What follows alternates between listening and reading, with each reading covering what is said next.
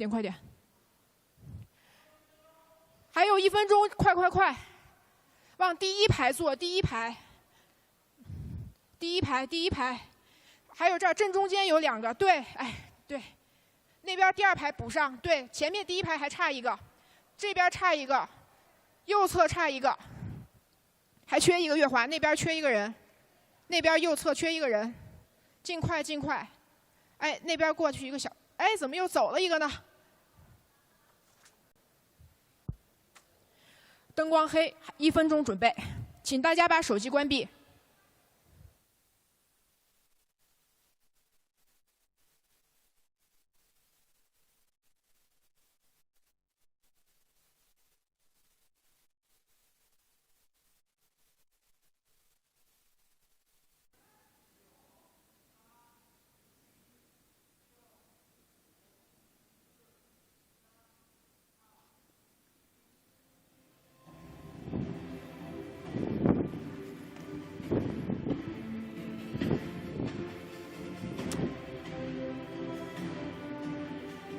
Good morning and welcome to this forum.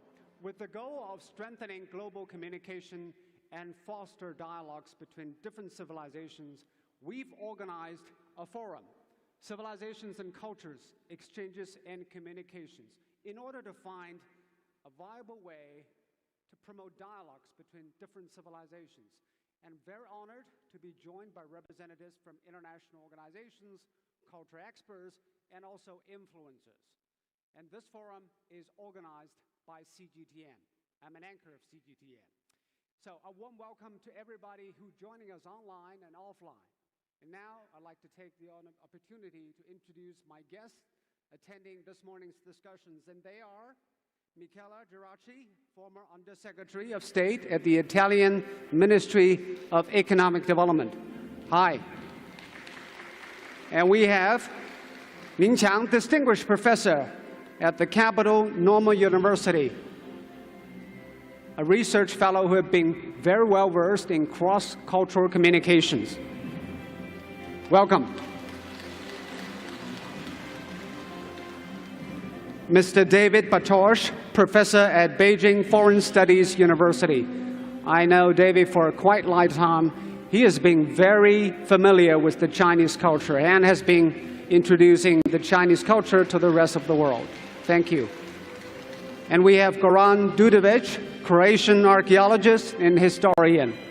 I know that Goran has been researching the comparative studies between Europe and China. Thank you. And we have also influencers. They are Mohammed Osama. He is an Intercultural Communication International Fellow between China and Egypt. Welcome, Mr. Osama. And we have Igor Shaishov, multilingual host and international influencer. Hi, Mr. Shaishov. Please take a seat. Thank you. And also joining us online for the discussions are some distinguished guests. Let me introduce them to you. They are Mr. Shahbaz Khan, Director of UNESCO Cluster Office in Beijing. Hi, Mr. Khan. Vladimir Yakunin, co-founder of Dialogue of Civilizations World Public Forum and professor of Lomonosov, Moscow State University. Hi, Mr. Yakunin, and the last but not the least, Mr. John Milligan White, co-founder of the Center for America-China Partnership. Hi, Mr. White. Good morning. Good morning. Well, diversity sometimes spurs innovation and interaction between civilizations, and that's why we have turning to cross-cultural communication and dialogue this morning. In that case, deepening exchanges and mutual learning about different civilizations is of great importance. That's our topic for this morning. But first, let me introduce Mr. Yves Leterme, former Minister of Belgium, to give the opening remarks. Thank you very much for having me here and for giving me the floor to give you some views, my personal views, on the issue, the very important and vast subject you are treating today. Greetings from Belgium. I'm the former Prime Minister of Belgium, which is laying at the heart of Europe, kind of gateway to Europe, to the European market. to European nations, but also to the European very diverse civilization. The issue you're talking about today in this online conference, well, let me commend CGTN think tank for organizing it, but in fact this issue I think is key, is crucial for a lasting, peaceful coexistence among powers, among nations all over the globe. And I would like, given the limited amount of time, to concentrate on what I would call 4 important preconditions for an enriching, peaceful coexistence of civilizations in present and in future, and also as a key to peace, to lasting peace. These 4 elements are a kind of preconditions, attitudinal aspects that we should promote, that we should invest in. The first one is to invest, to promote an open attitude towards enriching encounters and interactions with other civilizations. This can be promoted from very early childhood, in education, when also promoting cultural development for growing up adults. So public authorities really can do a lot to promote fundamental openness. Openness to encounters, to bring out the own culture, but also to be enriched by other culture. Even the nicest flourishing flower cannot live without outside light, without water. It needs its roots, but it should be not cut off from its roots, but also needs the environment to continue to blossom. So openness is crucial. Secondly, the openness should be in both directions. The openness to bring out, to be proud, to promote the own identity. And for instance, China has enormous assets to offer, a very rich culture. But therefore, to have this encounter, other cultures should be open to receive, to learn to know the Chinese culture, and also the other way around. Chinese citizens should have all opportunities to learn to know other cultures from all over the globe. So openness in both directions, to enrich others, but also to be enriched by other civilizations. Third, very important, certainly in a multipolar, not always easy to govern world, is the fundamental respect for equality amongst civilizations. Orderly equality. There's no superiority. There's no issue of dominating one civilization, dominating other civilizations. Every civilization has a value on its own when it is open to the world and when it is open in both directions, open also to be enriched. But it should be perceived as a relationship, an interaction on equal footing, starting from a fundamental respect for differences and from an orderly management of these differences. Last but not least, also a precondition to really have flourishing different civilizations and to promote peace is inclusiveness of interaction between civilizations. We are helped by technological development there. The massive spread of ICT all over the globe, also an initiative like the Belt and Road initiative, offers us an enormous supplementary amount of opportunities to make sure that every world citizen has access to his or her own civilization, but also has access to other civilizations from all over the globe, has the opportunity to learn to know other civilizations, and there, of course, the work of CGTN and the massive use of ICT tools helps us a lot. Inclusiveness. So openness, reciprocity, bi-directional enrichment based on respect and fundamental equality amongst cultures, and last but not least, make sure that every citizen has access, that it is an inclusiveness, that we promote an inclusive openness to cultures. These are 4 fundamental features, I think, from 4 fundamental features of a modern, contemporary policy to promote this interaction between civilizations. So I hope I made this humble contribution to the fruitful exchange of views during this fantastic event organized by CGTN Think Tank. Thank you very much for the opportunity. All the best. Thank you. All right. Thank you very much, Prime Minister Leterme, for your opening remarks. So my first question goes to you, Professor Ning. Yes. Mr. Prime Minister mentioned some preconditions for the peaceful coexistence of civilizations. He mentioned openness to other civilizations, equality between them, and a willingness to accept and also reach the other cultures. But do you think the world is doing enough? Are we there yet? Well, what I picked up from his speech, I think is child education, right? Although we have been talking about the appreciation between two different civilizations, but how to do it, I think today's opening speech actually addressed a way I think it is very important. He mentioned we should begin with children's education. That's the way to establish your own cultural identity. And in the same time, you grew up in an open environment. In the terms of civilizations, how different civilizations live together side by side, and how to appreciate and learn from each other. And an important way to reach this harmonies is from the very beginning. That's a child education. So recently, last year, I published one book entitled Art History for Children. And that one, a publishing house actually offered to publish this book series again in 101 languages. Wow. That is a way to make children throughout the world to share different cultural traditions and art. So I think the opening speech addressed the issue of openness, child education, and the issue of identity.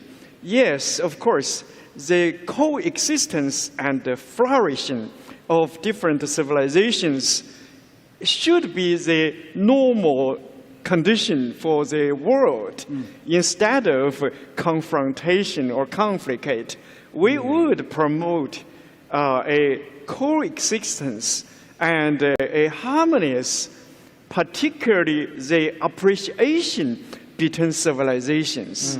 I think that's the core promoted in this opening speech. And also, I think that would be the correct directions for all the civilization to flourish furthermore and to develop peacefully. Thank you very much, Mr. Ning. I know you've been doing a lot telling children to learn their history and culture from the early ages.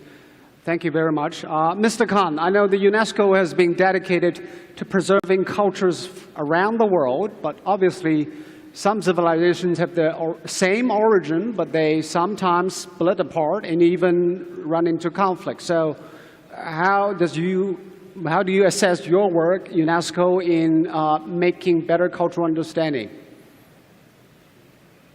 Thank you very much. This is really at the heart of the mandate of UNESCO, which is United Nations Education, Science and Cultural Organization. What we are trying to do is to foster intercultural dialogue, like the one you have today, mutual understanding and recognition of respect for cultural diversity. These are the best guarantees for international peace, security and sustainable development. Let me share with you some concrete actions which UNESCO is undertaking to promote intercultural dialogue and peace and harmony through culture. So first of all, we are mobilizing normative tools. So in this regard, there is a 2001 Universal Declaration on Cultural Diversity and 2005 Convention on Protection and Promotion of Diversity of Cultural Expressions. Very, very important, and they go across all nations. We are calling upon member states to safeguard and promote cultural diversity as part of the common heritage of humanity. So unless we do that, we will not be able to move towards peace. Let me also very quickly mention the role which are played by artists, cultural professionals, citizens around the world, young people, so we are promoting all of them. Also, we are promoting creative industries. This is something quite big for China as well, with its amazing cultural heritage, both tangible and intangible. So we have an international fund for cultural diversity. We have financed more than 120 projects in more than 60 developing countries. And also during this COVID outbreak, we have been helping artists from around the world through Resiliart. Let me quickly add 2 more points and then I will stop here. One other very important point in this area is we must do research and monitoring. UNESCO has been spearheading global surveys and research on policies and the measures which are being taken by state parties. I draw your attention to a global report on reshaping cultural policies, and this is very important to promote cultural expressions, and this is our guarantee towards peace and intercultural dialogue. Lastly, very importantly, like this forum today, raising awareness of the value of cultural diversity is very, very important. That's where UNESCO celebrates cultural diversity through events like World Day for Cultural Diversity for Dialogue and Development.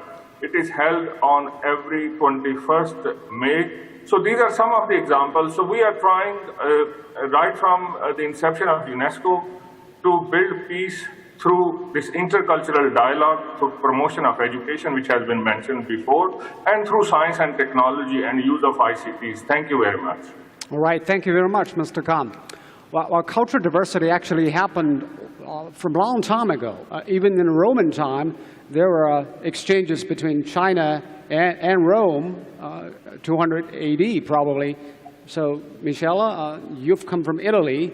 They say that we share a lot in common, like family values, optimism, but there must be something that you have run into as cultural shocks when you first came to China. The first cultural shock is that I found the commonality between Chinese culture and the Southern European Mediterranean to be even closer than within Southern Mediterranean and Northern European countries. Oh. You mean Southern Europeans are more like the Chinese than they are with, for example, Northern Europeans. All right. And is that fair? Maybe we get, yes. They're from the Northern Europe. Yes, yes. And I tell you because I've lived in Northern Europe. I lived in London for 20 years. Of course, I'm from Southern Italy. Can you elaborate why we're so similar? I think what you say, the family values, maybe the traditional values, on Sundays in Sicily, where I come from, we do the same like I've been doing in Sichuan. Oh. I call Sichuan the Sicily of China. Family dinners with grandparents, uncles, aunts, and friends who the children call aunt and aunts, the parents' friends, without really being their own real aunts or real uncles. And this is exactly what happens in China and what happens in Southern Italy. I remember close-knit families. Very close-knit families and really respect for the elderly. This may be changing because, as you know, the new generation have been more liberal in their thinking, and liberal thinking is good, but we need to always find the trade-off between respect and individual freedom. Those are the commonalities. What are the differences? The difference is that I think it comes from the Confucian society, where in Asia and in China, I've seen the society being almost more important than the individual sometimes. Yeah. And we come from an Enlightenment culture, from the French Revolution and stuff like that, that maybe have put the individual first. And I tell you something, Joe. During this pandemic crisis, this difference has highlighted the success of China and the difficulties of Europe. Individualism versus collectivism. Exactly. Like we have struggled for 18 months, my government, do we do lockdown or not? So we do 1 week yes, 1 week no, 1 month yes, 1 month no, because we struggle. The government and the society puts the individual freedom before the interest of the society. And this is why, because the people do not accept maybe the self-sacrifice for the common benefit. This is in Europe. So in China, it's the opposite. And so you're China was saying successful. there are cultural contexts between even public health issues. Yes. All right. Let's talk to Mr. Yakunin on this. I know that your organization, the DOC, has been trying to promote cooperations among different cultures and civilizations so that we have a better understanding of each other. Have you found more harmony or discord? Mr. Yakunin? It is not an easy question to answer because, you know, what we are even discussing from the keynote speech now, we are talking about equality of civilizations. We are talking about diversity of civilizations. We are talking about needed collaboration between different civilizations. But unfortunately, if we are talking about equality of civilization, understanding of multilateralism of our world sometimes is facing somewhat pure political undertakings. If you are not following my tradition, if you are not following my rules, then at least you should either follow me or you consider it to be not acceptable. From this perspective, when we are talking about nowadays situation in the world, I suppose we're all objective. Some of us is doing business in academical studies, and we do know the real situation. Unfortunately, you know, whatever I wanted to promote, I should admit, and I hope that my colleagues will follow this, that in the contemporary political world, I'm talking about political world, this situation is not bridging the differences, but trying to develop on those differences in terms to introduce, you know, one side to be more promoted and one side to be more civilized, if I may say so, which is absolutely contrary to the concept of the equality of civilizations. Yeah. Therefore, I fully support the idea that those differences could be bridged through the education, through the exchange, and, you know, openness and inclusiveness in the relations between the representatives of different civilizations. But we will not go away from the simple thing. Since we have borders, I mean, you know, state sovereignty, since we have different cultures, and since we have different historical precedents, we need to be much more inclusive, much more open, and I suppose in the common society, any promotion of superiority, any promotion of the idea, I am better than, you know, you, because, you know, I have richer culture or I have richer history, should be considered absolutely unacceptable from the civilizational point of view. Thank you. Yeah, that's a very important point, Mr. Yakunin. Talking about accepting and respecting differences. Probably there's no better example than what we've seen between China and the US. Mr. White, of course, the political relations between our two countries are now at a difficult time, but do you think there might be some cultural elements behind this? I think that Samuel Huntington argued in The Clash of Civilizations that no statesman could overcome that clash. I disagree completely. I recommend that Xi Jinping convene the Manhattan II Project. This was blueprinted in a book published in English in 2010 called Moral Authority in Mankind's Future, which the Central Party School translated and asked to publish, but we held back the publication of the book. Essentially, there have been 50,000 generations of people who are anatomically identical to us. And until 1 or 2 generations ago, we settled our differences by killing each other. Now, our technological advancements have not kept up with our problem-solving abilities as a species or our moral authority. So the Manhattan II project responds to what we call the age of species lethal weapons in science created by the first Manhattan Project. That project brought together the leading minds from all over the world to end a great war.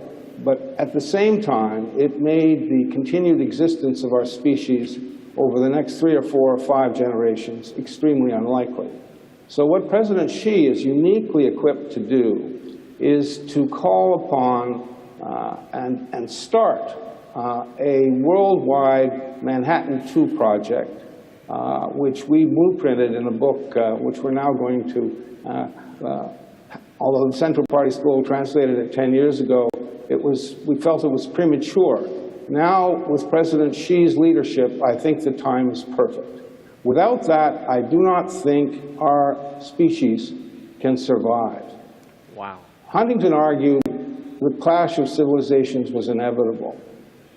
Mankind has no future in the clash of civilizations. And therefore, a Manhattan II project bringing together the best minds from all over the world to improve our problem solving and our moral authority so they can cope with our technological abilities is essential. And President Xi is perfectly suited to commission and help organize that, likely with President Biden's full cooperation. Thank you very much, Mr. White, for pointing that out. David, I know that you've been researching how different cultures can communicate. Do you also believe that there is no possibility of clashes between civilizations? You come from Germany, a Western country. So let me talk about this from the perspective of philosophy, and I also would like to continue a little bit also in that direction. I think what we have to think about is, on a global scale, what is the meaning of our work? And if we think about life, all living beings invest energy to create the best possible conditions for life.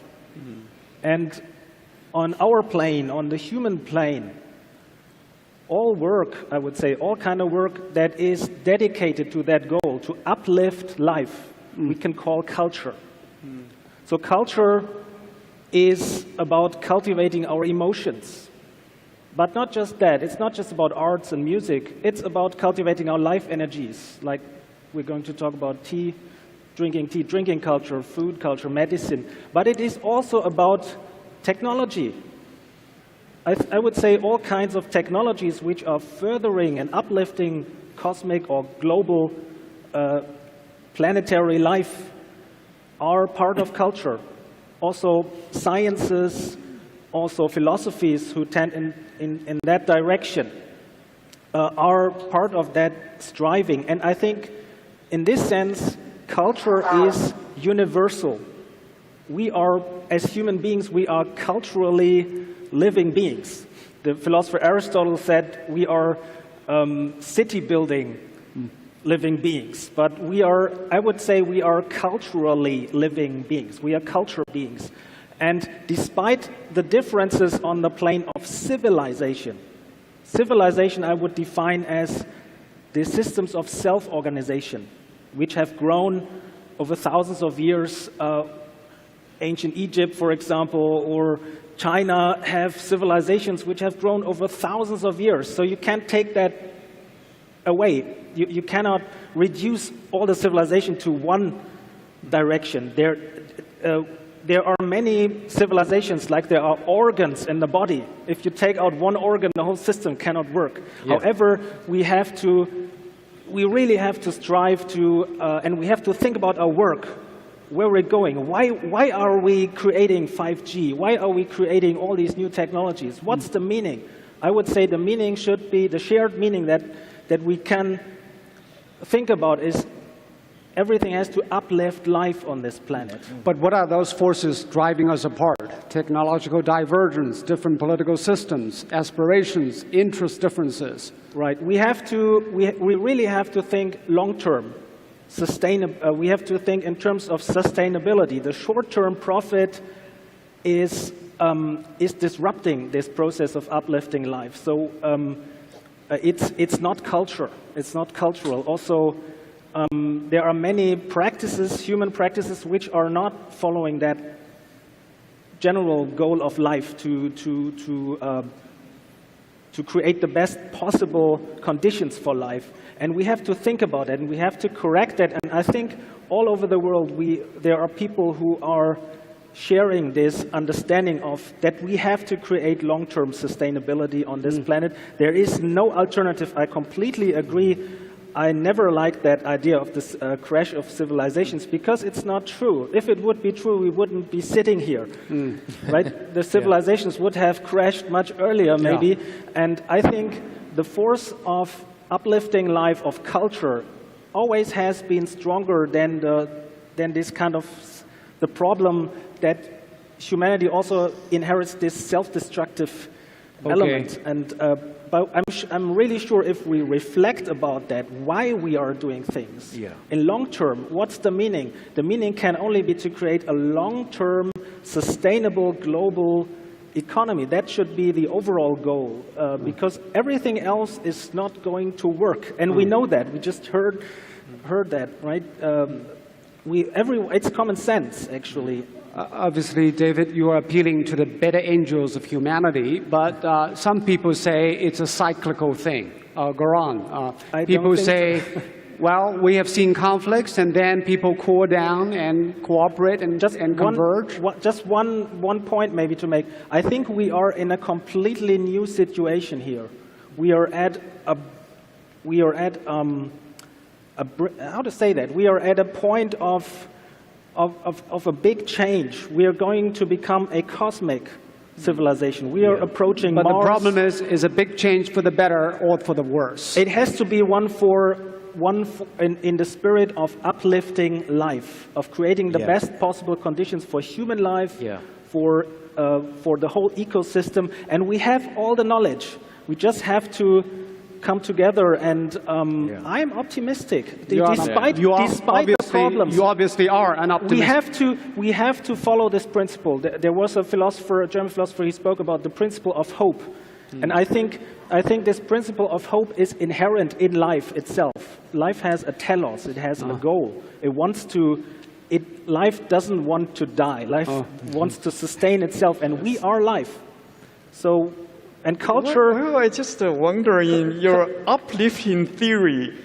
It's not a theory. How do you define the human life? It's not a theory. It's living in an uplifting direction instead of. You can even, in terms of science, in terms of biology, you can define life against inert matter. You can define life as life is that which invests energy to prevent a state of physico-chemical equilibrium, which would mean death.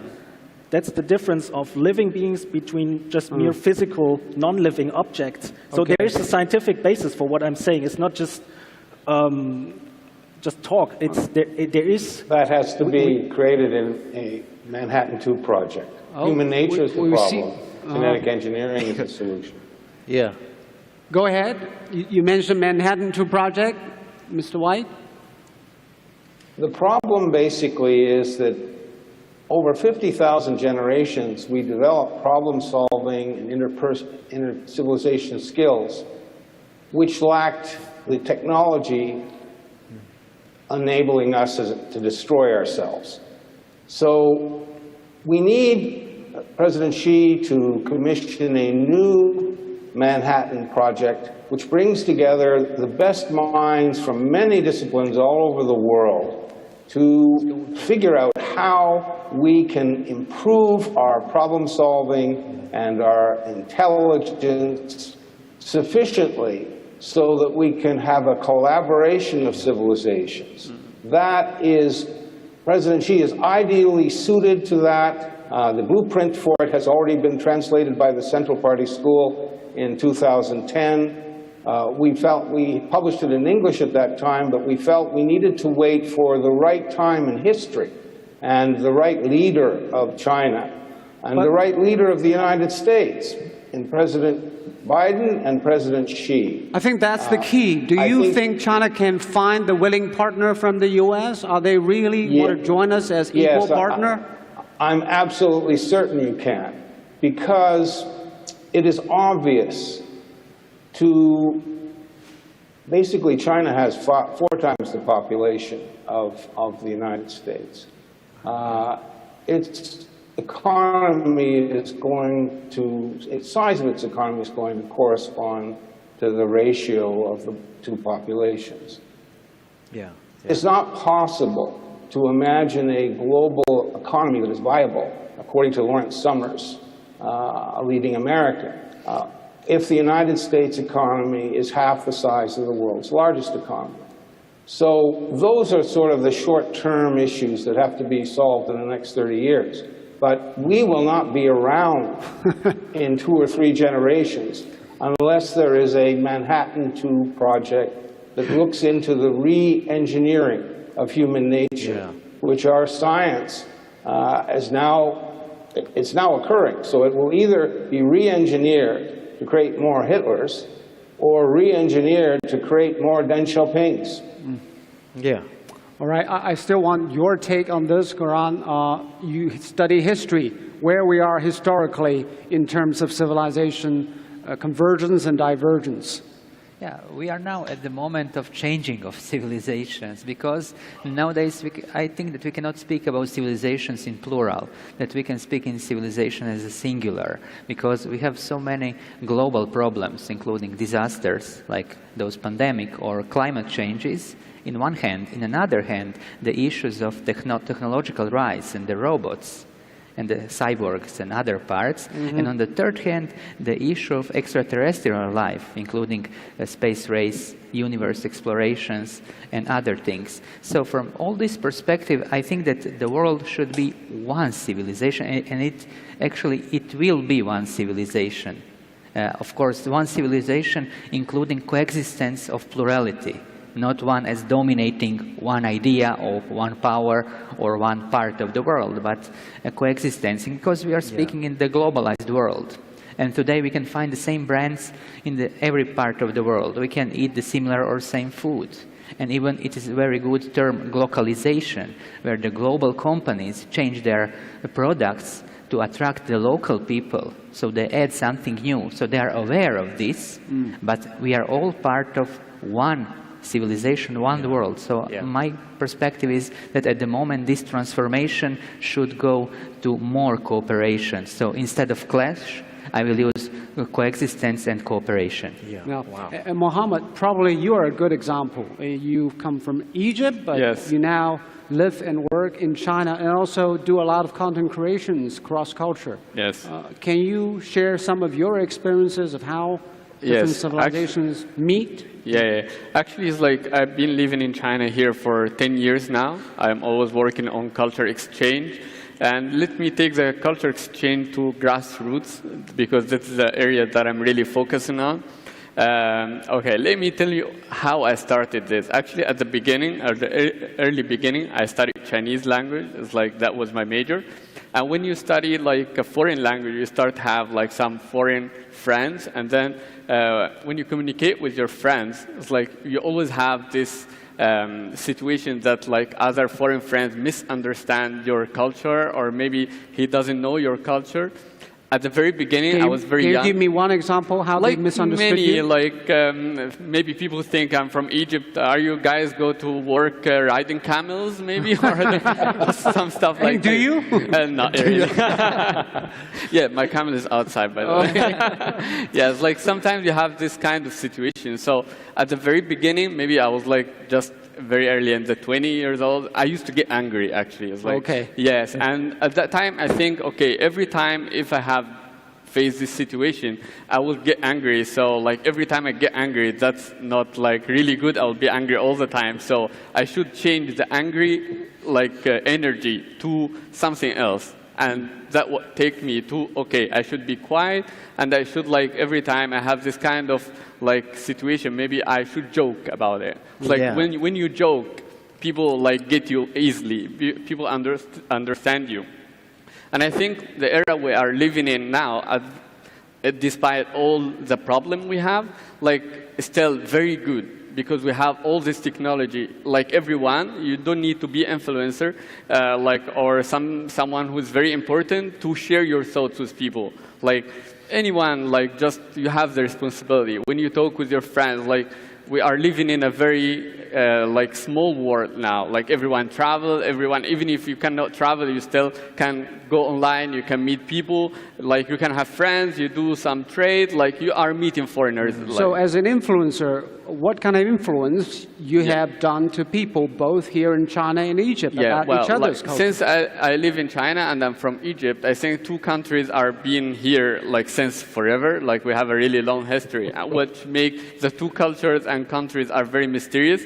So it's like, okay, sometimes it's like when I'm living here in China, like I see, for example, Weibo Reso, like the hot topics on Weibo or whatever, like in China, some news about Egypt, and like people start to talk, but actually, okay, there is like some missing parts here. So okay, I have to make a video about this, and I have to tell what is the right point. Sometimes, like okay, I see in the news in Egypt or in like people like on the Facebook just writing some stuff about China, which is not real.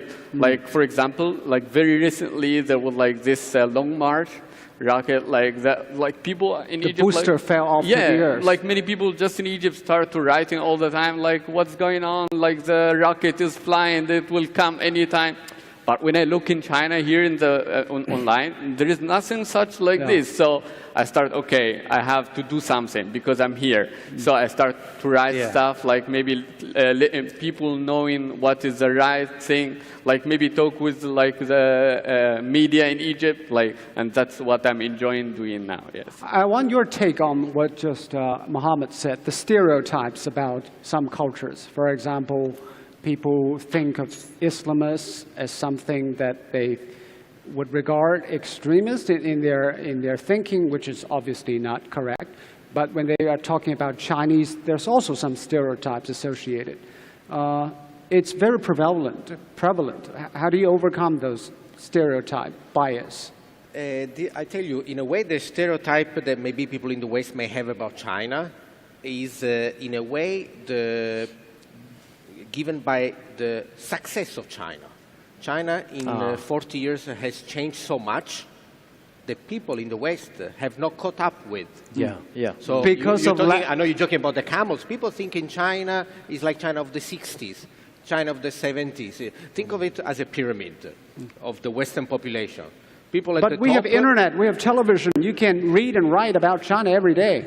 But the internet now, I do technology, and I think the internet is now, you can find anything. That it is now very difficult to find the truth. Yes. There's a flooding of information. The only people like us who take the effort to go and seek the truth can find out what's really happening. But people are passive. People saying that home with the true information with the remote control. For example, Muhammad has been doing something that is seeing is believing. What I'm seeing is true. True. That's why, for example, events like this today, your work on TV, and the work of all the media Obviously, people around we haven't been doing enough. It's impossible to do enough because you're fighting, the pyramid, we know with these studies, fake news travel 10 times faster than real news. Yes. Why? Because more interesting. Good news don't travel. Bad news travel. If something wrong happens, it's reported. No one reports, we went to the movie and we enjoyed it. People report there was a problem. About China and Egypt are probably bad news in the media. 100 years ago, what H.G. Wells called the world brain, we today call the Internet. The Internet is a baby. As well as... But is this baby growing well and healthy? No, it needs a Manhattan 2 project. Here it goes again. Yeah, obviously we need a project like that. Generating the restructuring of the human thought process through genetic engineering and other means. But like a baby, the Internet is wandering around creating havoc.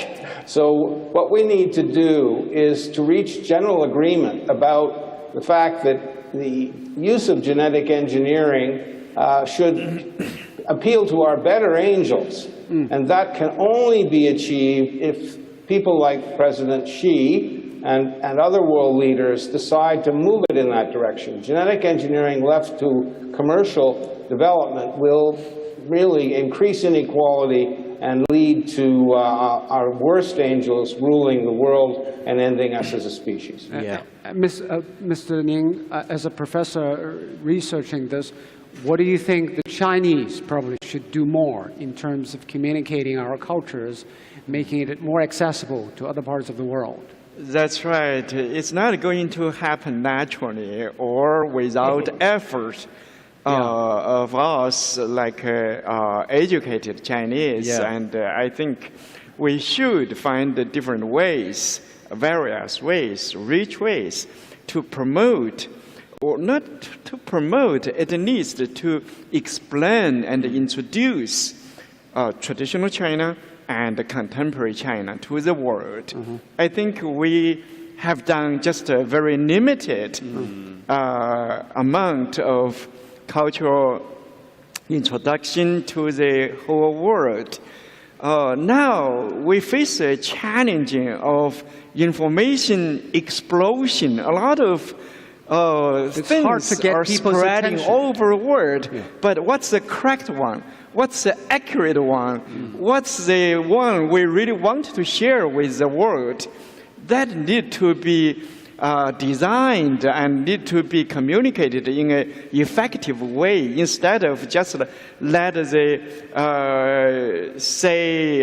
information just float in an ocean and people actually don't know how to pick it up, right? So I think it's in a chaotic situation now because too many things are spreading on the internet.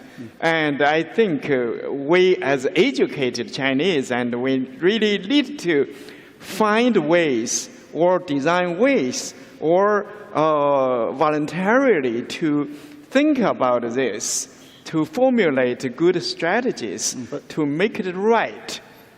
But I think along the way, even though there's an explosion in information, it brought some good changes too. You know, we always forget that we don't live on the islands. We are in the same boat. And the pandemic proved it. When it hits the whole boat. You can't escape. You're a part of it. And I think it's because of the social media and how close we are. Right now, what is happening on the North Pole, I can look at it faster than what I can look at the north of my flat because of the phone. So the distance geographically is almost not there anymore. So when we look at the cultural differences, especially for the young people, can you notice how Chinese videos go viral abroad? You know, there's a lady that is cooking Chinese, very, very simple dishes in the countryside, got viral abroad. And there's no cultural collisions. By the way, Igor is from Ukraine, right? Yeah. What kind of contents go viral in Ukraine? Chinese In content? Ukraine? Well, of course, some crazy videos. Crazy videos? Everybody How likes... crazy? Wow! Like that. Some Chinese singing, maybe Beijing opera. But because it's so different, you know, people would be amazed and wow.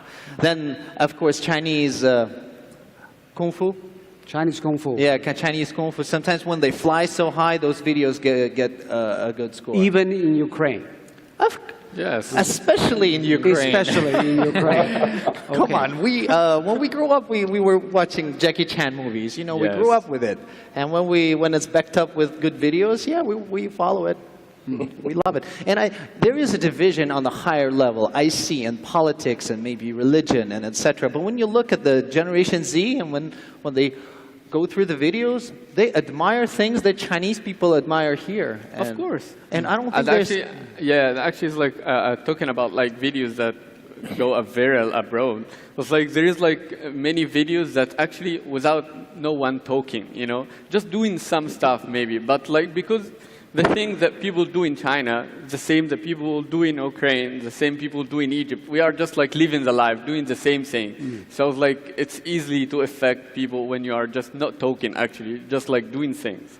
But on the other hand, thanks to social media, people can identify with each other across culture.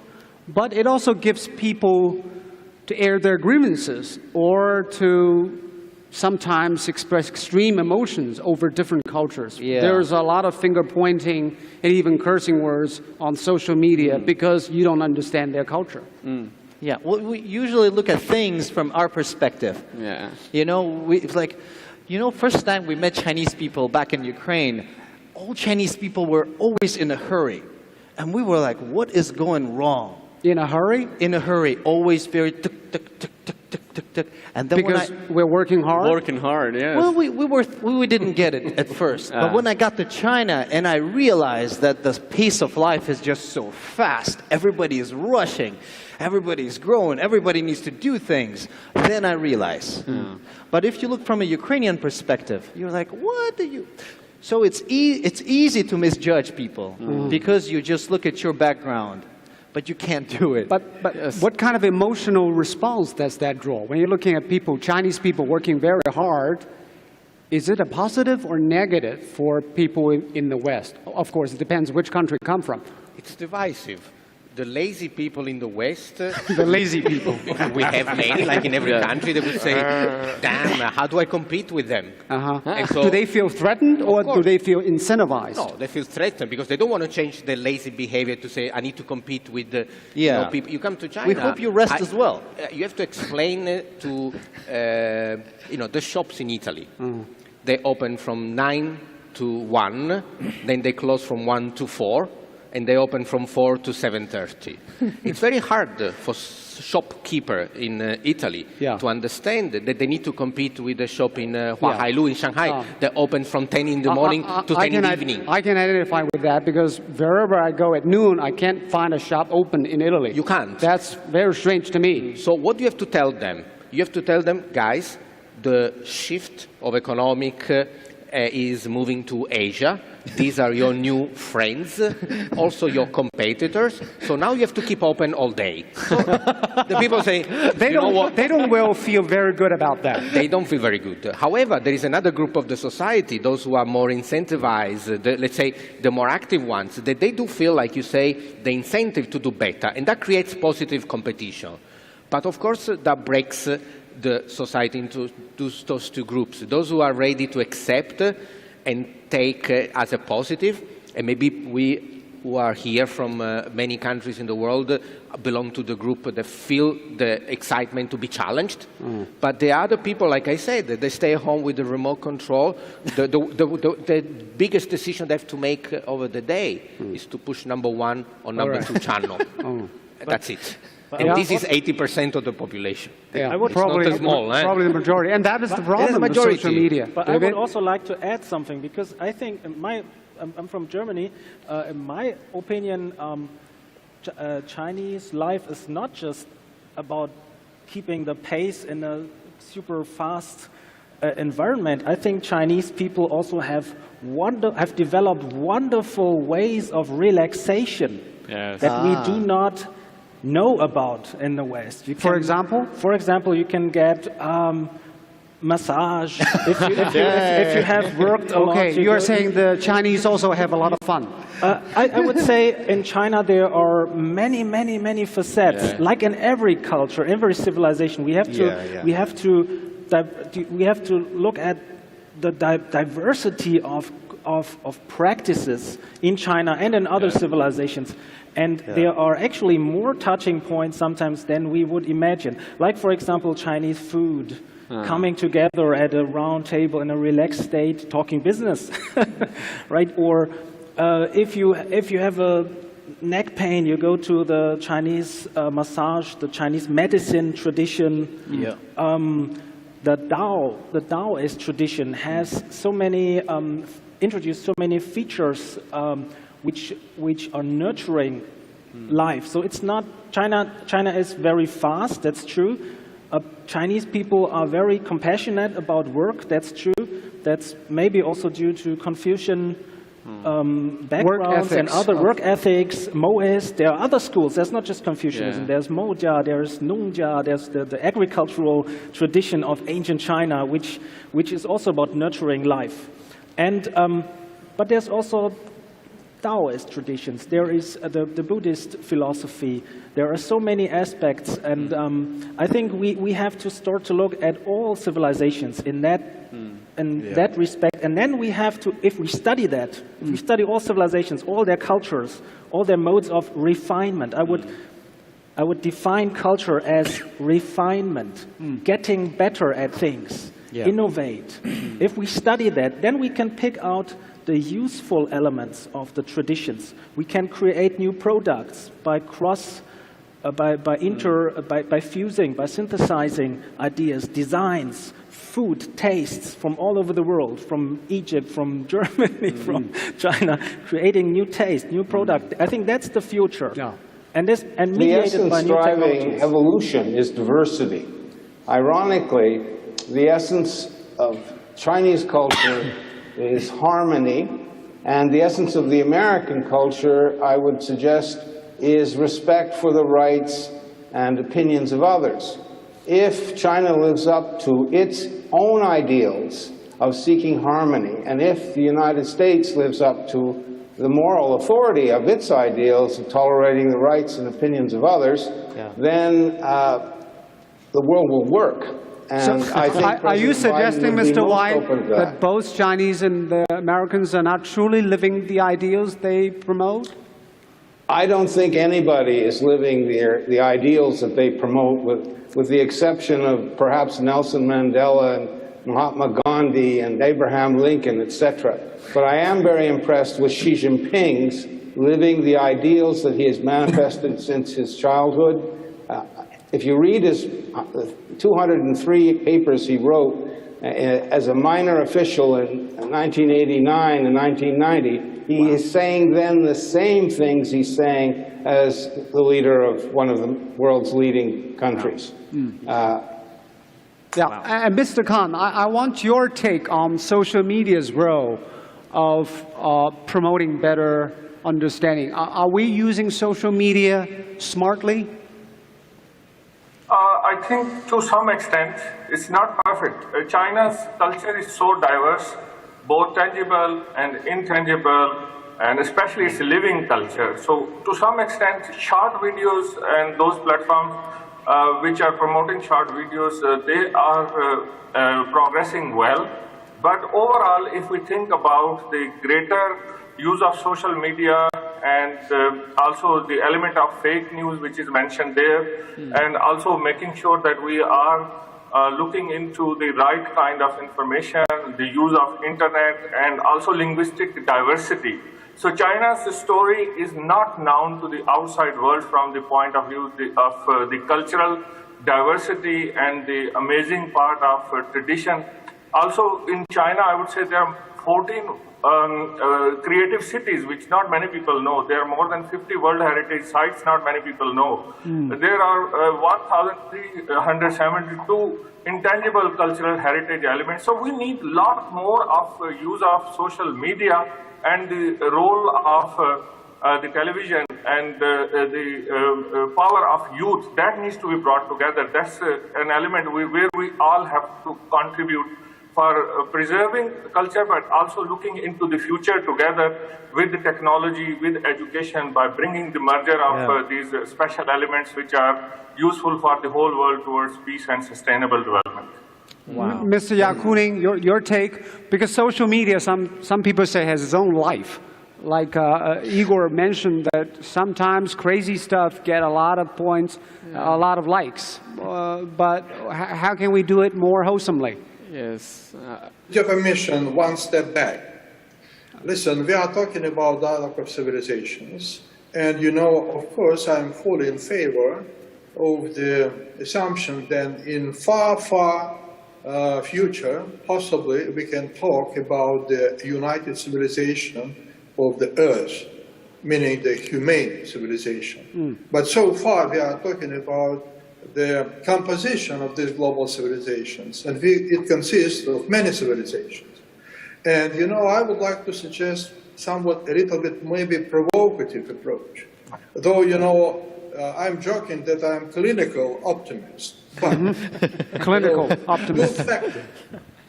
Two factors. You know, so far in the model of neoliberal economy, everything should be judged by the economic effectiveness, even the culture. And I suppose this is the kind of the barrier between the people to communicate, because if we started to calculate the price of the culture of the others, we are going apart. This is first. Secondly, you know, today in the United Nations we have 193 states, if I'm not mistaken. Yeah. And you know, it is common thing for the government to say, listen, this is our country national interest, and we should preserve and we should protect this interest. So protect from whom? Again, this is a barrier between the countries in terms of civilizational communications and creation of more harmonic world. Now we are talking about social media, we are talking about internet. Listen, anything should be judged from two possibilities. Either it is helpful, either it is, you know, poisoning. Yeah. It's like in medicine. So when we are talking about internet, and we are talking, we should, you know, accept who we. If the internet is a business opportunity for the group of the people who is preserving the interests of civilizations in terms of this means of communications, means of information, and means of, you know, interaction. And we observed already that sometimes social media or internet, they are not playing that positive role. My colleague from the United States of America now about the theory of spiral of silence. Today, if somebody, the professor, I don't want to name, if he is not following the mainstream of some movements, he can be ousted from the university. Wow. In Russia, I think that's what Mr. White said. Technology is developing too fast. Our humanity cannot keep up. And that's why probably cultural discussions on how technology can help us is a worthy question. The question is not about how the technology can help us, because it is a presumption of the future development, but how to preserve the values of interaction of civilizations, how to preserve the values of peaceful cooperation of the nations. Who is responsible? If we say societies are responsible, you know, as a political scientist, I should say that not societies, but political institutions are promoting some kind of you know, international relations and the basis of this international relation. So I suppose, you know, the best of these new technologies could be more involvement of the society in a policy-making process, and, you know, it should again, this is my strong point. Kids should be taught civilization integrity, should be taught about, you know, the fact that if, you know, the other kid is different color or, you know, from different country, he should be considered just, you know, my friend from the different part of the world, not the enemy, because, you know, that is the nowadays situation in the world. We are talking about relations between China and the United States of America. We can talk about the relations between Russia and Europe. We can talk about the relations between Europe and China. Where this, you know, terrifying stories about China is coming to Europe are coming from? Not from us, but from where? Who is creating this kind of sentiments? And who should impose this kind of sentiments? Human nature. Education. Human nature is creating these kind of sentiments. Genetic engineering and gathering the leading minds from 193 countries in various disciplines have to look at how we can re-engineer human nature to cope with our technology. I disagree. Okay, David, you disagree? I disagree with that. I think what we need is we have to change our understanding first. We have to, each one of us, each human being, we do not necessarily genetically modify ourselves to do that. We have first, before we follow some kind of technology again, we have to know why we are doing things, why we are working, why we are trying to make money in the long run, so to speak, making money. The important thing, in my opinion, is that we realize we are following the wrong basic ideas. For example, there's this idea of the survival of the fittest, right? This metaphor from Charles Darwin. Darwin never said it this one-sided way, but many people think it's all about competition, getting a competitor out of the way. This is not, we know now, we know, biology tells us, this is not the way nature works. Nature works by means of making interests complementary. That's the basic way nature works. We are living on this planet without bacteria. We wouldn't be alive. But people don't understand that instinctively. The bacteria they have to be educated. Let me finish the sentence. Bacteria form a global bacteriosphere on the planet, and this is like an intelligent mind. The trees are interacting in the ground with fungi, and they send sugar to the mushrooms, and the mushroom sends the sugar to another tree, and this tree sends some information to another tree. So they're all interlinked. The whole life is a big network, and we are part of it. And we have to become conscious of that first, and then we have to adjust our thinking, and then we have to think about what kind of technologies are fulfilling that cosmic, if I may say so, reality. Because you were already mentioning, we are asking ourselves now, is there life on Mars? Are there any life forms on other planets? There are research papers discussing the possibility of bacteria traveling through space. So there's all this new horizon is upcoming, and I think we have to we have to get rid of some old, outdated ideas. But like the only laws we all involuntarily obey, all 8 billion of us, are the laws of physics, which none of us understands. I believe if you look at human behavior as a phenomena of physics, medicine is biology, biology is physics. Biology is not physics, biology is biology. Biology is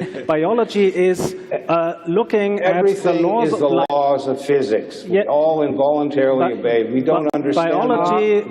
Probably we shouldn't go that direction. That's a philosophical reckoning. I want to add Mohammed? I want to add something, because like, okay, the part that you are saying, maybe I understand, but as Mr. Professor said before, is like maybe 80% of the people, they just like the biggest problem of them is like the remote control, so maybe it's hard to understand. So I agree with like we need technology, because sometimes we face some serious issues. Like sometimes maybe we face some violence online, like internet violence, some comments that you don't really like to see. So it's like, why there is no, everyone online is verified maybe. It's like, so if he make a bad comment, I can sue him or I can find him.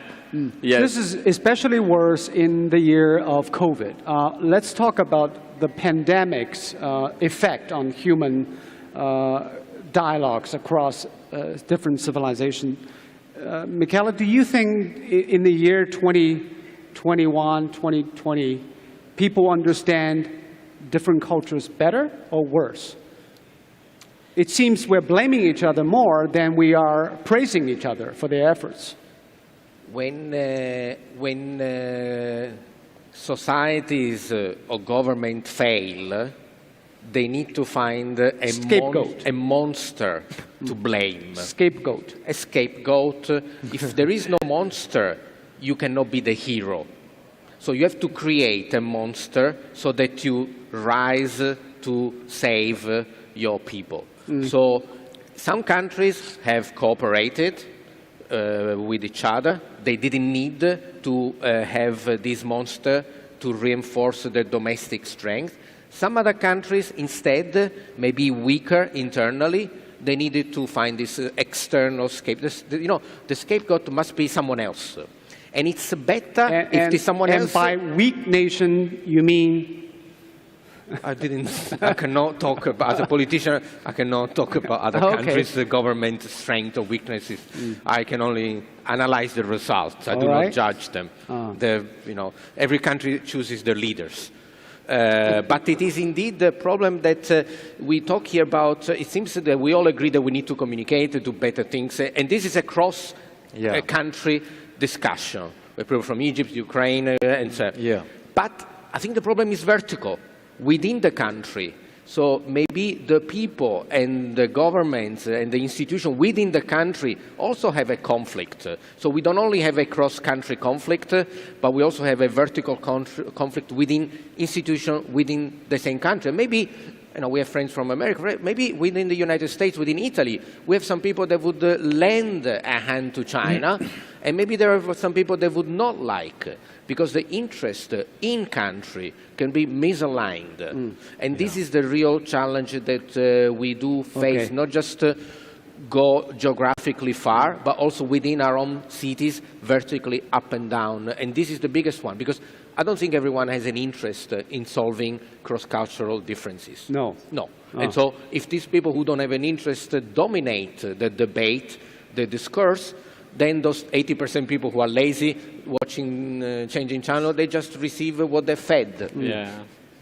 Well, I found one thing interesting is your theory about monster creation.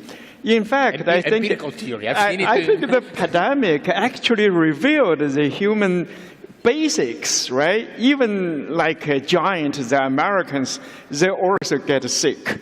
And they just like Chinese, they eat, they go to work, they sleep. And when the pandemic struck, then they feel weak.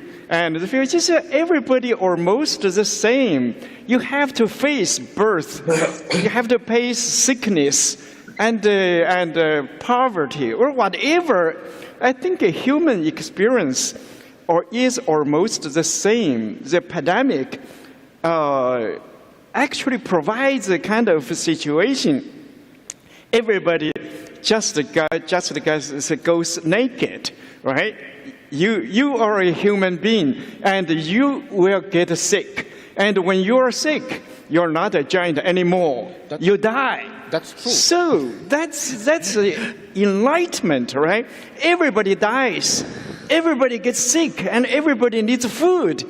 And then how could you be a monster? How do you dominate the world? You can't. But people have to live together, right? Live on the globe. And then when you are sick, you need help from your neighbor.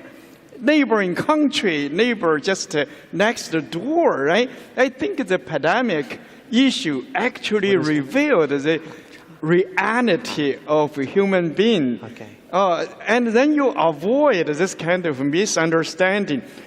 This one could be a god, could be dominated everywhere. No, you can't. Even you are supposed to be a god, when you get sick, you need Mr. food, Ning, you're you saying need help. The pandemic is a leveler. It actually brings everybody to realize we're equal. That's right. In front of crises. I disagree. You disagree? I disagree because you are right. I actually agree and disagree. I agree that everyone feels the same, but people put emphasis on the reasons for the problem. And that's what's divisive. The output is the same, but the origin, the blame, creates the blaming game is politics. When we talk about the human situation, we talk about civilization. Quran has been trying to say something for quite some time. Would be the same. I think the key from this pandemic and similar to this virtual civilization or the social networks is the power of emotions. We are not speaking just about humans as rational people who are trying to understand each other. Instead, we are emotional people. We have fears. We have interests. We want to have fun. In this pandemic era, we have fear from others. Others, including others, our neighbors, but others, other countries, other parts of the world. And it was very easy to demonstrate that someone else is guilty instead of us. because it removes responsibility from us. And particularly, it is emphasized in Europe, when they try to remove responsibility from the European people and try to put to someone else, doesn't matter, human beings or non-human beings like animals. You know that it was the whole idea which animal that was... will alienate people from different cultures. Yes, yes. I think we have wonderful discussions, but it's time for some fun. We got to bring some tea culture and coffee to you, although it is not a break. Wow. Let's have some cultural immersion lessons. Tea and coffee are very popular beverages for human beings, but also some cultural context. So we are very proud today to introduce Hu Rui. She's a tea master who will present to us some Chinese tea ceremony today. Ms. Hu. Nice, nice. 稍等一下。稍等，您的麦克还没有打开。 Just one moment, your microphone. Thank you. When I was in the audience listening to your panel discussion, I was so amazed. Such great discussion. Hello, I'm Hu Rui, a tea ceremony artist from China. So now we can see that this is the Chinese character, Cha Tea. So it talks about 4 seasons as well as people in the nature. So the magic leaf from the Orient can inspire us about the meaning of life. It makes me think of Shen Nong, who tasted the hundreds of herbs, and he used tea to detoxicate. That was the origin of tea. And coincidentally, coffee was first found as a detoxicant. So these are gifts from nature to safeguard our lives. And today, the coffee bean here is from the origin of coffee, Ethiopia, Africa. And it has a history of more than 1,000 years. And today we have the white tea from also an Asian tree from Yunnan, from the forest. And now we can feel the aroma from nature. So coffee and tea are from nature. So tea is like a gentleman. It's very gentle, very calm. Or coffee, very passionate, free. So they represent different attitudes about our life. Now speaking of the history of coffee and tea, in 1908, this lady invented a filtering coffee, which brought a different way of serving the coffee. So today I brought something that was invented by this lady. Well, in the past, coffee tasted bitterly, but now with this way, we can actually taste the sweetness of coffee. And for Chinese people, we say there are 7 days per week, so we love the number of 7. And in Tang Dynasty, there was the booming of tea culture. So there was a poem written by a poet in Tang Dynasty. It's called The 7 Poems of Tea. And in China, we call it the appreciation of tea instead of the drinking of tea. Because in the appreciation of tea, you can taste the different flavors of life. So I like to share with you the taste of the 3 cups of tea. And the first tier of feeling is that by drinking tea, it eases the thirsty of your throat. So your tongue and the stomach can feel the flower and the fruit aroma in the tea. And also, the coffee beans from Ethiopia can also let you feel the aroma. And later on, you can feel it. And when it comes to the second level of drinking tea is more than physical. It's about your heart and spirit.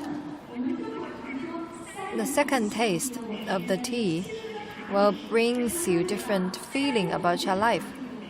And in China we say when there are three people working together, there must be someone that you can learn from. So today we've learned a lot quite from the masters sitting on the podium. So it's about who you drink the tea with. So it's about letting everything go when you drink your third cup of tea. Take a rest. Find the philosophy of your life and the significance of your life. The third taste of the tea. You forget about yourself. By drinking the third cup, you talk to the history, you talk to the world. You forget about the unhappy things in your life. It's about nation, the globe, and much bigger topics. And in China we say 3 gives birth to everything. So today we bring you 3 cups. So the appreciation of tea.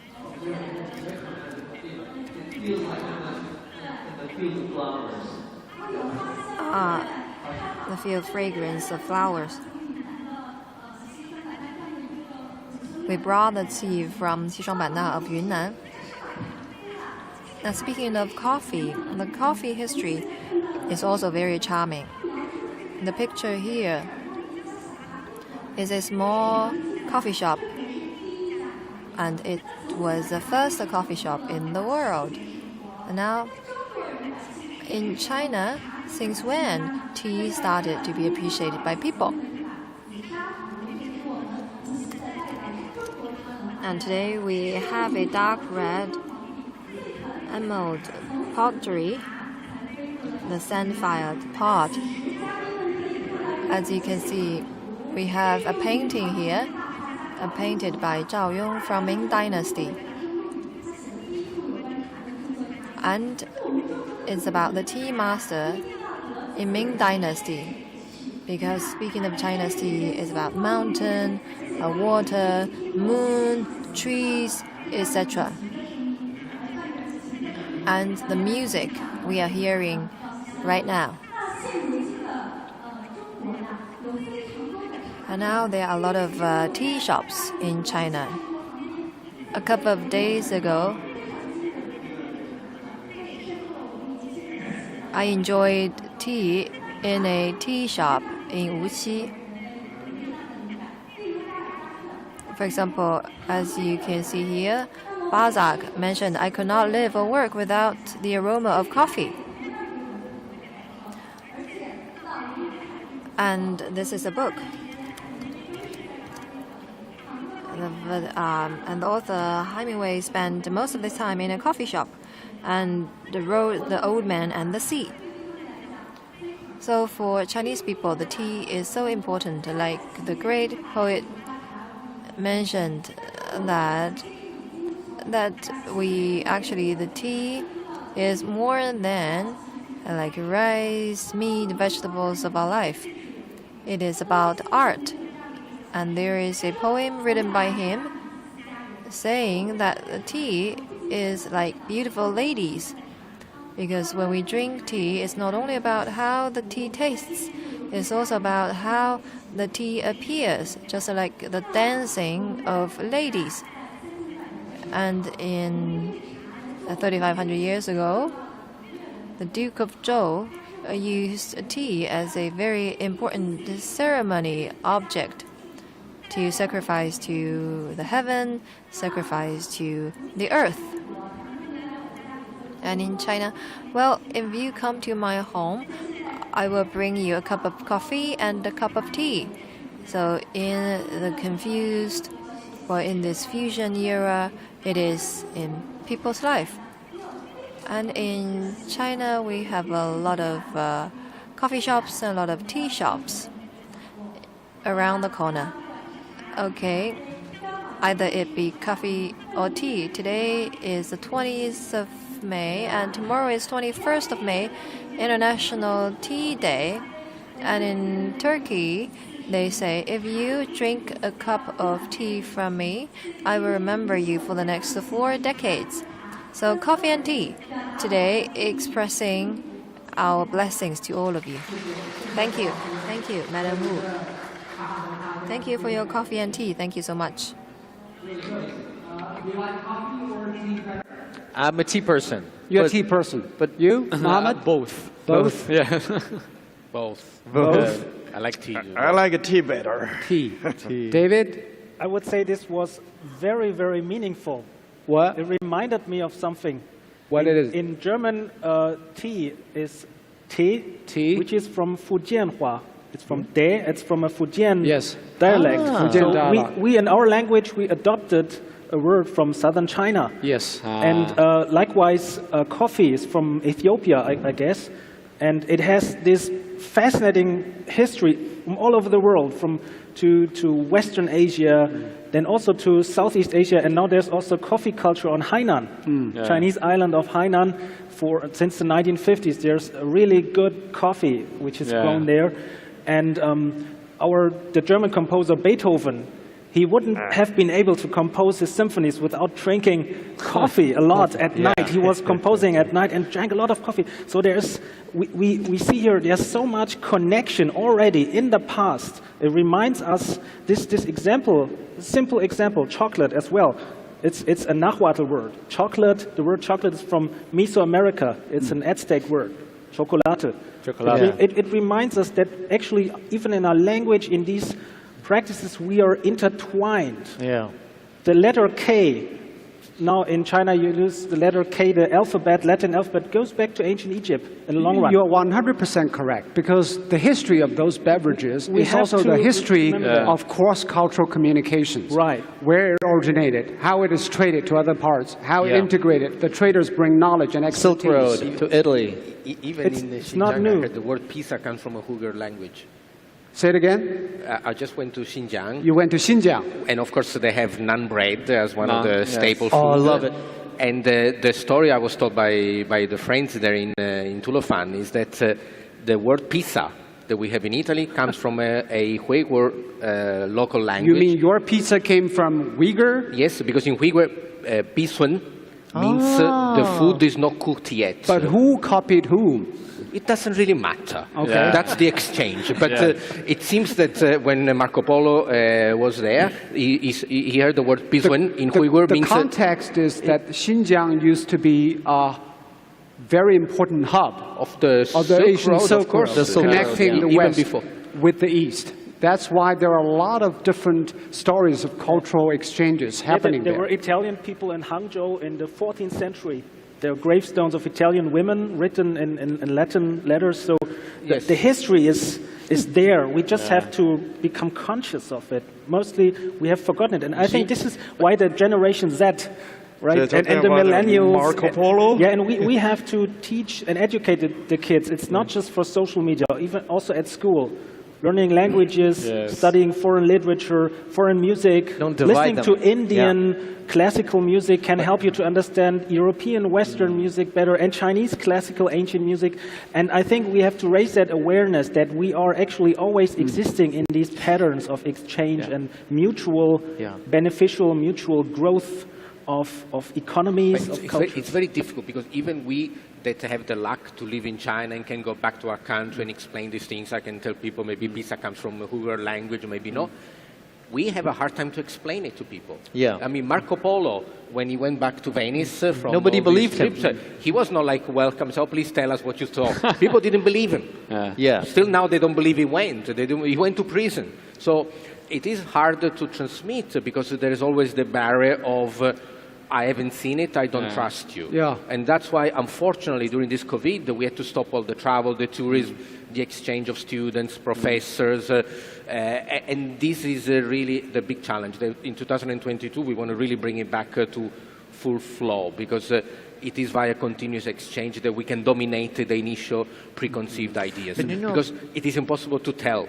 We need to let people live the experience. We can also identify with their way of life. Yes. Yeah, I think it's very hard, as you say. I don't know, when you go to Egypt, do you explain it? Yeah, it's very hard, but I also like... I think Egyptians drink both tea and coffee. Yeah, but we drink like black tea more. Black tea. But now we drink more green tea because people want to lose weight. So they think like... they think it is green. healthier. Yes, but coffee is like, yeah, we drink a lot of coffee. But like regarding to the point you just mentioned, I think like it's very hard sometimes to tell people and make them believe you. But I think it's like we just have to keep trying because like maybe this time you cannot like tell them, maybe this time they don't believe, but like keeping trying and trying, maybe at some point it just will work. You know, it's getting better. A short point. On the social media, you usually follow people who you learn to trust. Yeah. You know, you think that they think in the way that you think, and you start following their videos, and when they tell you something different from what you've known, for example, Xiaolong would be telling something about China to the Egyptian friends. When the trust is built there, they will believe. They will not understand, but they will at least get the main idea. Yes. And that would be a How do you build trust among those who have no knowledge about what you say? So, just the same as Muhammad said. You start doing trustworthy things. Yes. And you post your videos, and when people look at you, they will realize one day, you know, when a good thing happens, you will notice it. And another question is, are you appealing to Generation Z, who are more ethnically and culturally diverse and accepting? I myself appeal to slightly older people. Older people? But with a good look, you know, sometimes you can appeal to Generation Z as well. Good-looking Muhammad, you're appealing to Generation Z. Like, I don't know, for me, it's like it's a kind of different. Yes, I do. But not only because of good looking, of course. I think it's more because it's like some people take me maybe as an example. Like when I came to China here, maybe I started a journey that like, yes, like traditionally people in Egypt, maybe they travel to another country when they have like already a job, is like everything is very stable. So you move to another country and you start to work. But when I moved to China, maybe it's like I didn't have any of them. I started the journey like step by step. So people maybe appreciate it back home. So they start like to follow me. And they saw it like all the time through the videos and stuff like this. So I think the trust is over there. And I think even sometimes when I tell them stuff that maybe they don't believe so much, at least they will go to check. At least they will go to search. I think that's kind of also, it's very good. If you don't believe me, at least like I give you the direction. You go, you check it by yourself. And you make sure it's right. So next time, you believe me, you don't check. Igor earlier mentioned Kung Fu in China. That's part of the traditional Chinese culture. Do you, Muhammad, also dabble in some traditional Chinese cultural stuff? Yes, of course. It's like, for me, like Kung Fu, of course. Because his like name is Xiaolong. Xiaolong. Okay. Yeah, Kung Fu, of course, is like because since we are very little, we watch a lot of Chinese Kung Fu stuff. And I think like back at home in Egypt, we also like got some Chinese culture centers and maybe some Confucius like institutes and stuff.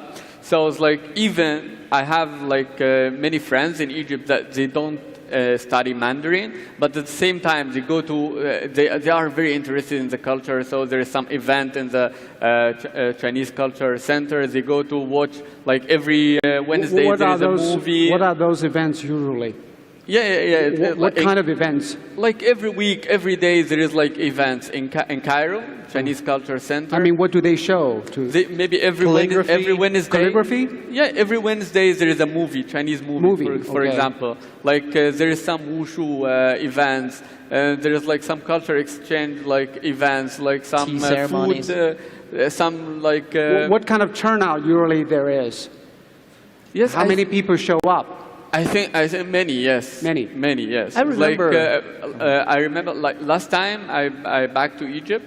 I had like an event in Chinese Culture Center back in Egypt. It was like supposed to be 200 people to come, and like I share with them some of my like some of the things that I do in China and about the life in China and everything. Like it came like at least more than 300 people. People were waiting in lines and stuff like that. I was very happy because like... So when they walk out of the event, they get a better understanding about China? I think so, yes. For sure. Okay. At least about some aspect. Because I think this stuff, like, it doesn't come in one day. You just, like, you need to build it, like, day by day, like, year by year. And I think if you're in the right direction, so it's gonna come. And talking about tradition here in China, we'd like to introduce you to another very traditional art form here in China, that is speaking opera.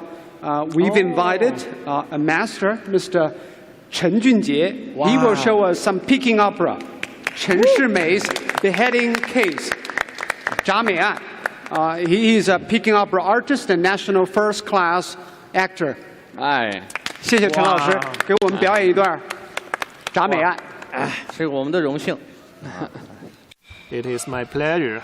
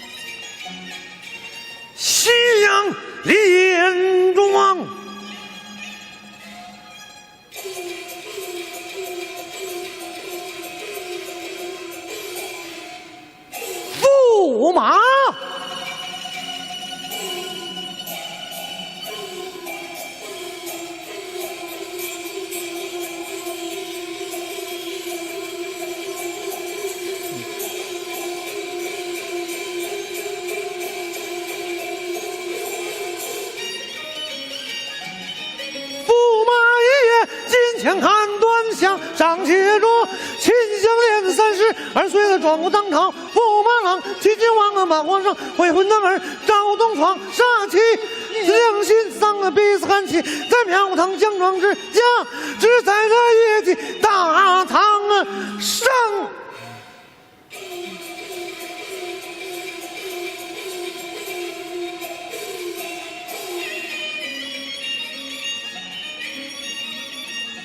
要进了衙官为哪桩？好，哇，好，谢谢陈老师。I don't know whether you get the story, but it's a very famous opera section here in China. Probably it's a very good chance for you to learn some of the performances of Peking opera. 陈老师，今天机会难得，我们2位外国网。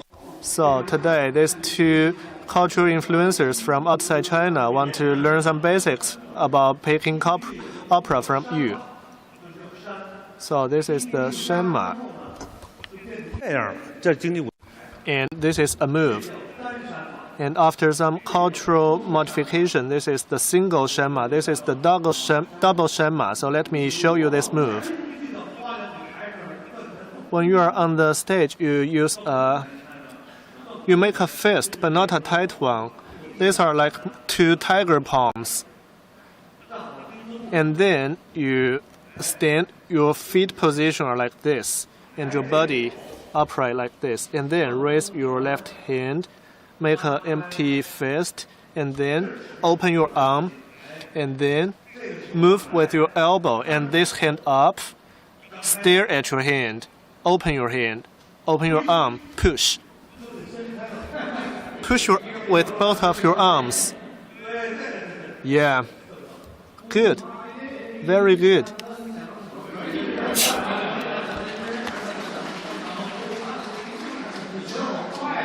You are very quick learners. Well, I'm sure he learned it before. This is not an easy part. The lyrics were like very long lyrics. So okay, let me show you some new lyrics. So there was this Zhou Yu punishing Huang Gai. This was about the 3 kingdoms story. So there were 4 lines. I will teach you 2 of them. 20 years ago, there was the battle. It was like a ferocious tiger driving a bunch of sheep around. So here's how it is sung.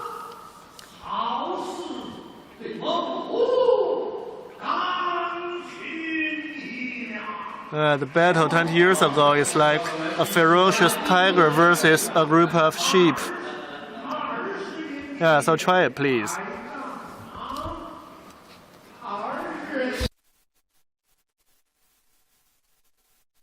长百丈长，哎，好似猛虎赶群羊，好似猛虎，好似猛虎，好似猛虎赶群羊，赶群羊。好，这我们都是外国的羊。这是好，谢谢老师。台上1分钟，台下10年功。你们2位还。Well, as the old saying goes, 1 minute on the stage takes 20 years of hard work. So it helps to understand Chinese culture better by learning more about Peking opera. Thank you, Mr. Chen. Opera, I think here is also a challenge, not only for China, but also for the rest of the world. How do we preserve the traditional culture forms? Italy has the same problem. Like opera in your country is still relevant? It's very relevant, yes, we do, and we attach. Do they appeal to the young audience?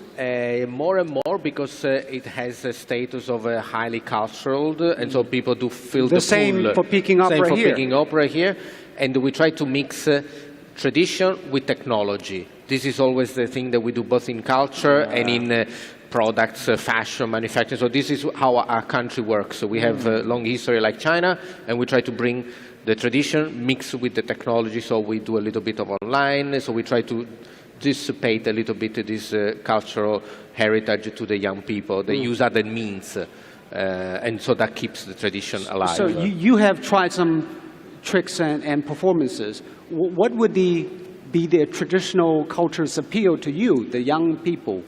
Yeah, I don't know. I think like the traditional culture should be always there because it's like it has its own value. But I agree with Mr. Professor about like mixing it with some new like technologies maybe, or maybe some modern show that add some elements from like the ancient or the traditional shows, and that together actually bring us a new kind of shows or so that the young people can feel they are part of it. Yes, I think like you always need a gate to attract like young people to the culture, the ancient culture or traditional culture, and this gate should be something near to what they like. Yeah. So I think mix between the traditional and the new things, or maybe tradition and technology, can always work. Yes. Igor, you want to add something? You know, we have a very good example because we have a universal show. This is, it's on the CCTV. It's where we invite foreign artists and then Chinese artists, and they perform together. I remember one time we had like a Beijing opera, or opera of a style, and it went with a rap. Yes. With the rap music? Yes. With the rap music. And it was so But there's nicely debate done. about that, whether we should adapt a traditional art form into something totally different. Like Mohammed said, you don't have to change it. We should work in the two ways, I think. After young people heard that song, they got interested about both. And then they went on their own, and the beauty of the culture did its job. They went and they investigated, you know, how beautiful the opera itself. And maybe we got variety also, right? Variety, yeah, so I think sometimes synthesizing works very well, like what you said, right? Mr. Ning, of course, this city, Wuxi, the whole city, is famous for a reservoir of traditional cultures. Not only Peking opera, they have their local opera, and our Hu instrument. And also one important thing is an engineering project, which is the Grand Canal, connecting the south with the north. That happened 1,000 years ago in the Sui and Tang dynasties. But what is your knowledge about this city? This is a very famous city in the southern parts of China. That's right. The city is a very interesting city, although this is my first time came here. My educational background and my research interest is in Buddhist tradition. Buddhism. So in Buddhism, so my impression of this place is on the Linshan Jian Buddha. So actually it's quite a successful project to restore tradition and to promote the heritage in the modern contemporary context. So that is relevant to the Peking Opera show we just had here, right? How to embed new content and how to communicate with contemporary young people. That is something we need to rethink. Like the Peking Opera, mostly it's talking about the past story, right? Like the two sentences he just told you is about a historical hero, right? Huang Gai, and how he expressed his heroic feeling. But that feeling cannot easily reach the young audience today. Then we need to renovate it and to input new energy and to talk about contemporary life. And then I think this traditional form of culture could be continued. So I think today's forum actually embedded the two major historical kind of heritage here. One is tea, and the other is opera.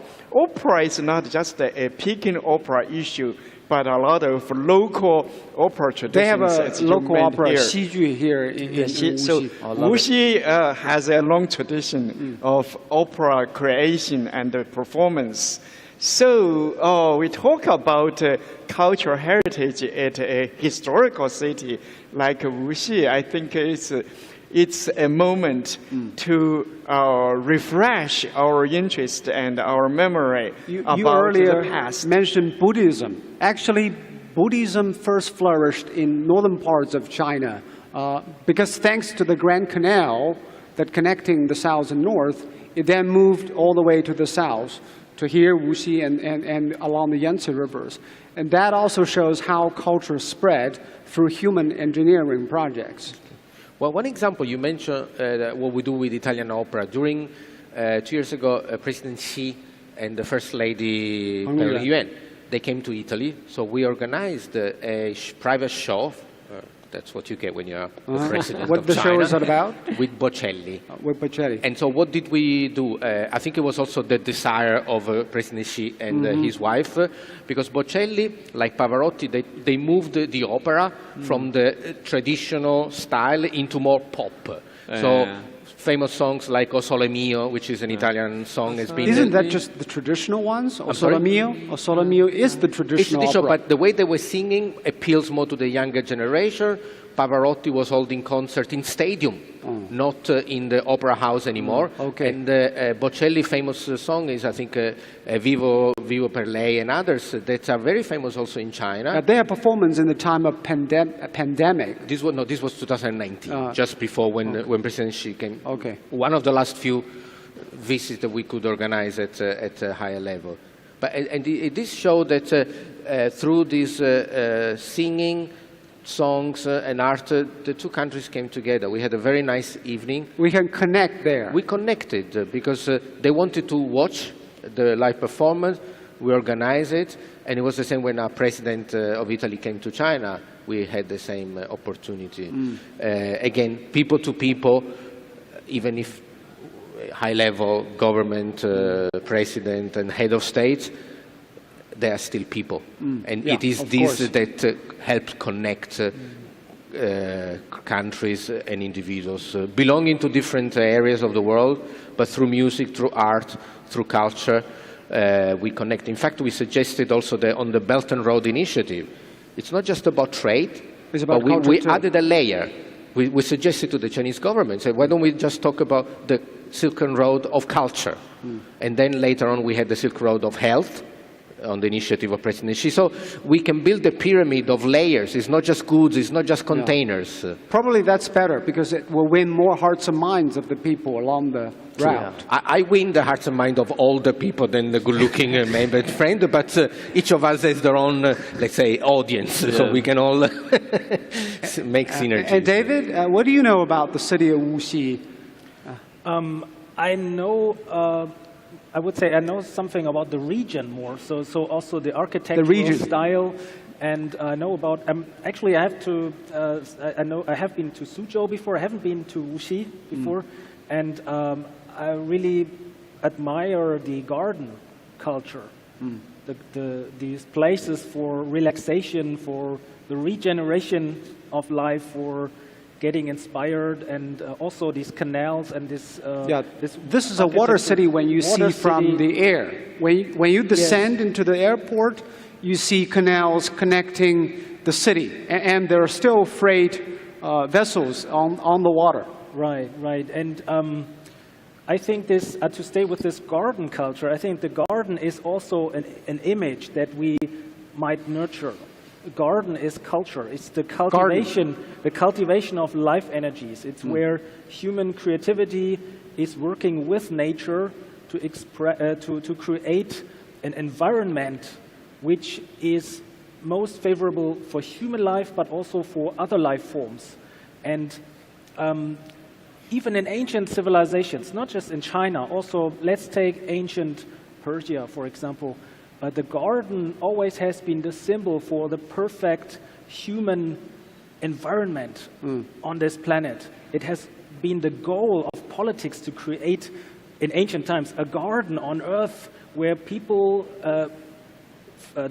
plants and animals could live together in harmony. And I think we should think about the future on this planet in these terms. And we can learn that here, of course, as well. The Suzhou Garden is very famous, and the imperial family borrowed some of their practices in the Forbidden City.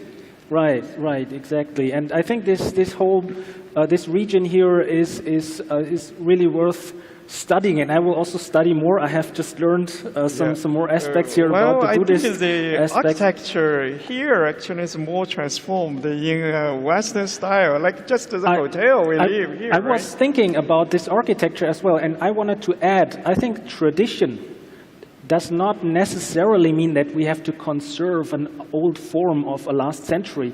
Tradition also means to absorb that which is passed on to us, but also to develop it further. I mean, Chinese tradition in Han, during Han Dynasty, the Eastern Han, was different from that in Tang Dynasty, different from that in Song Dynasty. Every cultural forms evolve. So there is an evolvement, and we should think about tradition also as something which is absorbing elements from other civilizations, like Tang Dynasty, Chinese cultural tradition absorbed from the Silk Roads, absorbed Buddhist elements, other elements, Greek, the Bactrian sculptures.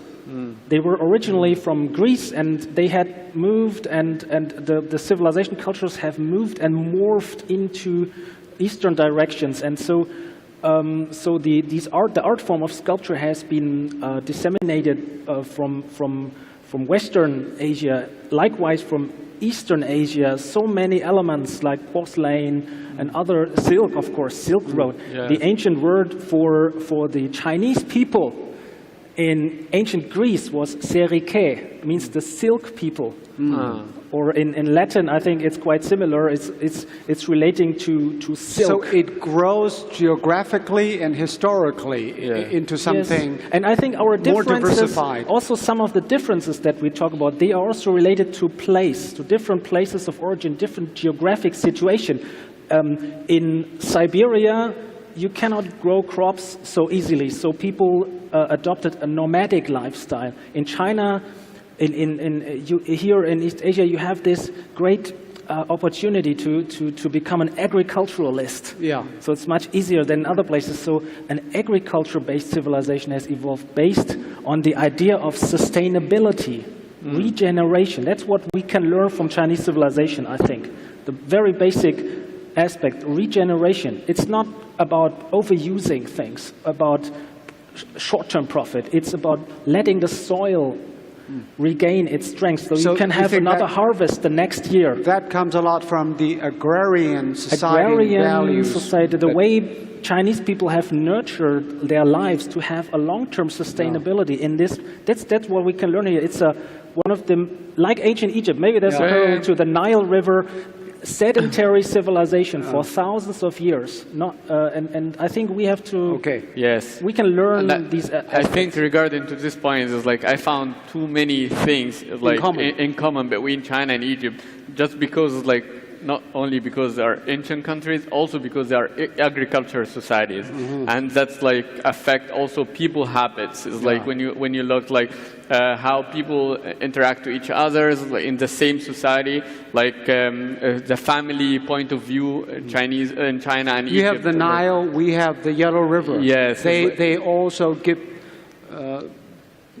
birth to the earlier civilizations that we have. That's right. I have a graduate student from Egypt. When he showed up a lot of slides about the food and communication, transportation, clothing, all the daily life things in Egypt, it's quite, our Chinese students just feel so familiar with it, right? So people, when we talk about the food, talk about lifestyle, talk about clothing, makeup, or whatever you would use in daily life, then we are getting so close. Yes. And then I think the shared interests is about daily life. And I think it's very... Not the politics, right? Yes. When we talk about what we eat today, then we are friends. And I think it's very good because sometimes like you find people say, okay, we got our differences here or here or here, but I think we got more opportunities when we talk about what we share. Especially when we talk about the communalities, I remember the music. You know, like ancient instruments of Egypt or Ukraine or China, they actually sound very similar. Yes. And when the music is played, you just forget about it. What is the instrument that you feel comfortable similar? Similar. So you have pipa, and erhu. Erhu. In your country, the similar instrument? We have bandura. Strings. And what is it? Bandura. Bandura. Bandura. We also hold it like this, like pipa. Maybe the strings are a little bit different, but the style of play is still like this. Okay. Yeah, in Egypt also we got like many similar. For example, like the Chinese suana. We got like something we call it muzmar. And also arhu, we have like rabab. I'll tell you a story about the arhu because it's like the first time I saw arhu in China, I was like, okay, you think it's your instrument? It looks like the same like rababa, you know. And then what is it? Rababa. Lababa. And it's like one time I uploaded a video like about Egypt on Bilibili. So it's like in the Bilibili in China here, you got like damu, like people would just like write comments, and there's like many comments like with like writing in Chinese. It's like, 这个乐器怎么那么像二胡? Like this instrument just look like 二胡. So since you already talk about erhu, we have an erhu performance today. Oh, nice. Okay, let's invite Mr. Deng Jiandong. He is a national first grade performer of erhu and treat us to some erhu music.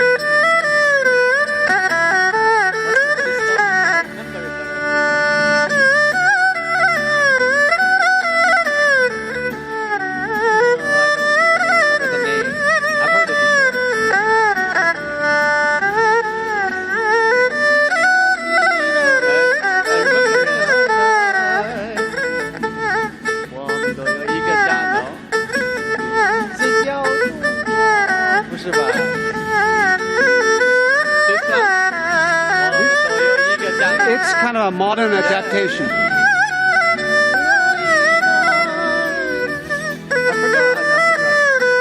Sounds very familiar to you. Wow.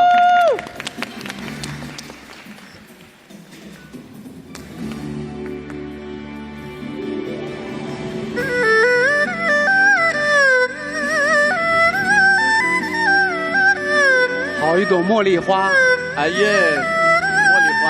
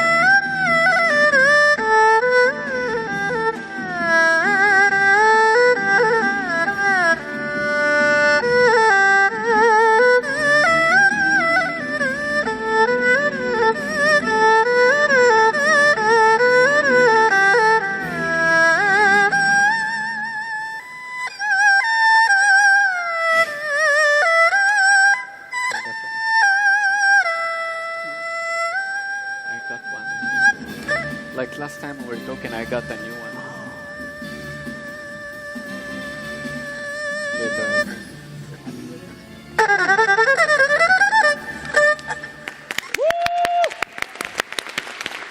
谢谢邓先生精彩的表演。Thank you for your wonderful performance. Wow. I'd like to thank everybody. I hope you've enjoyed the performance and our conversation today. And also our thanks go to Wuxi government for making this possible. Well, this forum is also available on Facebook, Twitter, YouTube, Weibo, and of course our CGTN platform, cgtn.com. I'm Zhou Yue in Wuxi. Thank you so much for watching. Goodbye. Thank you, gentlemen. Thank you, gentlemen. Maybe let's take a group picture. Yes. Yeah, Thank you. Maybe 有没有人跟我们拍一张照片？魏怡给我们拍张集体照来。对，对，有专业的摄影师。